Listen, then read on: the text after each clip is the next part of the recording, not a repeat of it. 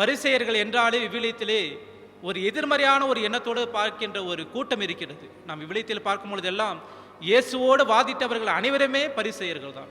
ஆனால் இன்றைய நற்செய்தியிலே நிக்கதேம் என்கிற அந்த பரிசேயர் இயேசுவிடம் வந்து, அதுவும் இரவு வேளையிலே தனிமையாக வந்து இயேசுனுடைய வார்த்தைகளை எப்படியாவது கேட்டு, இந்த வார்த்தையில் வல்லமை இருக்கின்றது, இந்த வார்த்தையில் ஒரு ஆவியினுடைய பிரசங்கம், ஒரு பிரசன்னம் இருக்கின்றது என்பதை சொல்லி அவர் அந்த வல்லமையும் அந்த செயல்பாடையும் பெற்றுக்கொள்ள வேண்டும் என்று அவர் ஏங்கி தவிக்கிறார்.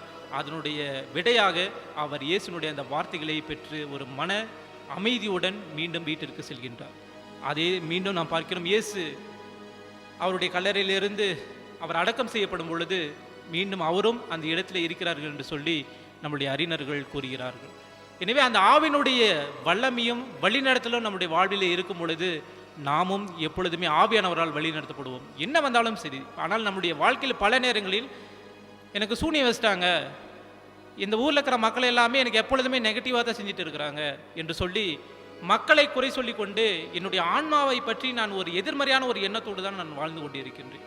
ஆனால் அதற்கு மேலாக என்னுடைய ஆன்மா, என்னுடைய மனது, என்னுடைய எண்ணங்கள், என்னுடைய சிந்தனைக்கு மேலாக கடவுள் என்னோடு இருந்து அந்த ஆவியானவர் வழியாக என்னை வழிநடத்தி கொண்டு வருகின்றார். நான் சென்றாலும் நடந்தாலும் சிந்தித்தாலும் முறையினாலும் எழுந்தாலும் எதை செய்தாலும் என்னுடைய வாழ்விலே நான் ஒரு கிறிஸ்தவனாக இருந்தாலும் கிறிஸ்தவனாக இல்லாவிட்டாலும் நான் நன்மை செய்கிறேன் என்றால் அதற்கு காரணம் என்னுள் இருக்கின்ற அந்த தூய ஆவியானவர், நன்மை செய்ய தூண்டுகின்ற அந்த தூய ஆவியானவர்.